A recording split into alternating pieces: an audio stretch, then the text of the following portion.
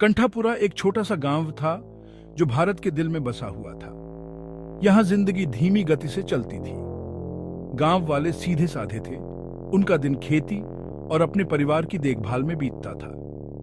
फिर भी गांव पर एक साया मंडरा रहा था, डर की एक फुसफुसाहट जो हवा से चिपकी हुई थी। यह डर गांव की सीमा के किनारे पर लगे प्राचीन नीम के पेड़ से उपजा था। यह लंबा और विशाल था। इसकी शाखाएं एक विशाल जानवर के हाथों की तरह टेढ़ी मेढ़ी और मुड़ी हुई थी। स्थानीय लोग इसे भूत वाला पेड़ कहते थे। किंवदंती थी कि यह पेड़ बेचैन आत्माओं का घर था। ग्रामीणों ने पेड़ के पास अजीबोगरीब घटनाओं के बारे में बताया। अस्पष्टीकृत शोर, टिमटिमाती रोशनी और किसी के देखे जाने की भावना। बच्चों को चेतावनी दी गई थी कि वे कभी भी पेड़ के पास न जाएं, खासकर अंधेरा होने के बाद। बड़ों ने भी इससे परहेज किया। उनके दिल आदिम भय से भरे हुए थे। एक पूर्णिमा की रात 3 दोस्त विजय, दीपक और संजय खुद को एक टिमटिमाते लालटेन के चारों ओर घिरे हुए पाए। वे गांव के डेयरडेविल थे। हमेशा एक चुनौती के लिए तैयार रहते थे, हमेशा सीमाओं को आगे बढ़ाते थे। आज रात उनका निशाना भूतिया नीम का पेड़ था। भूतों की कहानी क्या होती है यार? ये तो बस बच्चों को डराने के लिए किस्से होते हैं। दीपक विजय के आत्मविश्वास से उत्साहित होकर आसानी से मान गया। संजय झिझका। वह पेड़ के बारे में फुसफुसाहट सुनकर बड़ा हुआ था, लेकिन वह अपने दोस्तों के सामने कायर नहीं दिख सकता था। एक घूंट के साथ उसने अपनी सहमति में सिर हिलाया। जैसे जैसे चांद आकाश में ऊपर चढ़ता गया, गांव पर एक भयानक चमक पड़ रही थी। तीनों दोस्त भूतिया नीम के पेड़ के पास पहुंचे। जैसे ही वे पास आए, हवा काफी ठंडी हो गई। नीम के पेड़ की पत्तियों के बीच से एक धीमी शोकाकुल हवा सरसराहट कर रही थी, जो फुसफुसाहट की तरह लग रही थी। अरे, यह महसूस किया? हवा कितनी ठंडी है। पेड़ के तने पर पहुंचकर उन्होंने अपना कंबल बिछाया। हवा भारी महसूस हो रही थी, एक अनदेखी उपस्थिति से भरी हुई थी। ऊपर शाखाओं से एक उल्लू चिल्लाया। उसकी आवाज उनकी रीढ़ की हड्डी को नीचे गिरा रही थी। कसम से मैंने कुछ देखा, एक सफेद साया, पर अब गायब है। अचानक हवा थम गई। हवा थम गई और नीम के पेड़ की पत्तियों का हिलना बंद हो गया। रात में एक आवाज गूंज उठी जो गम से भरी हुई थी। यह एक महिला की आवाज थी जो गहरे भूतिया दुख से भरी हुई थी। मुझे धोखा दिया गया, मेरा प्यार खो गया, मेरी जान अन्याय से ले ली गई। मेरा नाम राधा है। मुझे श्याम नाम के एक युवक से प्यार हो गया था, लेकिन हमारे परिवारों में दुश्मनी थी। एक रात श्याम मुझे इस नीम के पेड़ के पास ले गया और बेरहमी से मेरा कत्ल कर दिया। मेरी आत्मा को उसकी शाखाओं के नीचे फंसा दिया। मैं शांति के लिए तरसती हूँ, अपनी पीड़ा से मुक्ति के लिए। दोस्तों ने सुना। उनके दिल तेज हो रहे थे। जैसे ही राधा की दुखद कहानी सामने आई, रात को निराशा की एक भयानक भावना से भर दिया। दोस्त डर के मारे पागल हो गए थे। उनका खून बर्फ में बदल गया था। आवाज फीकी पड़ गई। एक भयानक सन्नाटा पीछे छूट गया।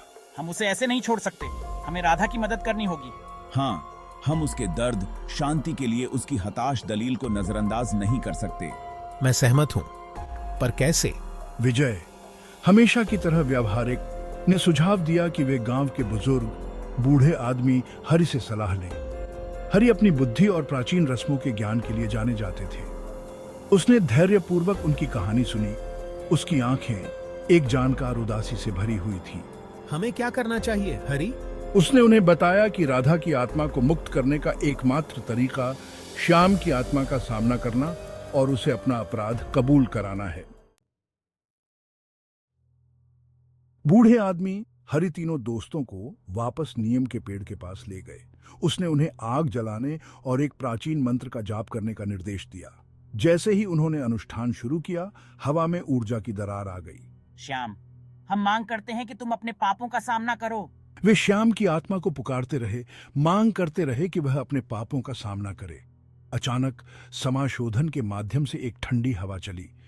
आग की लपटें बेतहाशा नाच रही थीं, जिससे उनके चारों ओर नाचते हुए विचित्र साए पड़ रहे थे। देखो, वहां पर अंधेरे से एक आकृति प्रकट हुई। उसकी आंखें घृणा और रोष से जल रही थीं।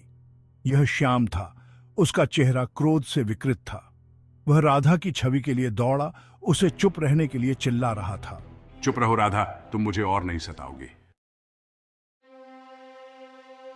जैसे ही श्याम का भूतिया हाथ उसके पास से गुजरा, राधा का ईथर रूप झिलमिला उठा। वह उसकी ओर मुड़ी। उसका दुख एक नेक गुस्से से बदल गया। तुम मुझे अब चुप नहीं करा सकते श्याम, सच सामने आएगा। मानो किसी अनदेखी शक्ति से विवश होकर श्याम ने अपना जुर्म कबूल कर लिया। उसने बताया कि कैसे ईर्ष्या और क्रोध ने उसे राधा की हत्या के लिए प्रेरित किया था। मैंने किया था, मैंने उसे मार डाला। मेरी ईर्ष्या और क्रोध, उन्होंने मुझे खा लिया। जिस क्षण उसने कबूल किया, नीम के पेड़ के तने से एक अंधाधुंध रोशनी फूट पड़ी। जब रोशनी कम हुई तो श्याम और राधा दोनों चले गए थे। तीनों दोस्त स्तब्ध होकर देखते रहे, क्योंकि प्रकाश की गूंज फीकी पड़ गई। हवा, जो कुछ क्षण पहले ही अलौकिक ऊर्जा से भरी हुई थी, हल्की साफ महसूस हुई। भूतिया नियम का पेड़ अब खतरनाक नहीं लग रहा था। ये लंबा और गर्व से खड़ा था। इसकी शाखाएं अब कोमल हवा में धीरे से लहरा रही थीं। ये खत्म हो गया है। डर यह चला गया है। उस दिन से ग्रामीणों ने नीम के पेड़ के आसपास के माहौल में बदलाव देखा। दमनकारी भय चला गया था। उसकी जगह शांति की भावना ने ले ली थी। दोस्तों ने उस रात एक बहुमूल्य सबक सीखा। सच्चाई की शक्ति के बारे में एक सबक, किसी के राक्षसों का सामना करने के महत्व और मानवीय भावना की स्थायी ताकत के बारे में। वे राधा और श्याम की स्मृति को अपने साथ ले गए, अलौकिक के साथ अपनी कष्टदायी मुठभेड़ की याद दिलाते हैं और प्रेम और क्षमा की स्थायी शक्ति का प्रमाण देते हैं। उन्होंने उसकी कहानी साझा करके राधा की स्मृति का सम्मान करने की कसम खाई, ये सुनिश्चित करते हुए कि उसकी दुखद कहानी कभी नहीं भुलाई जाएगी।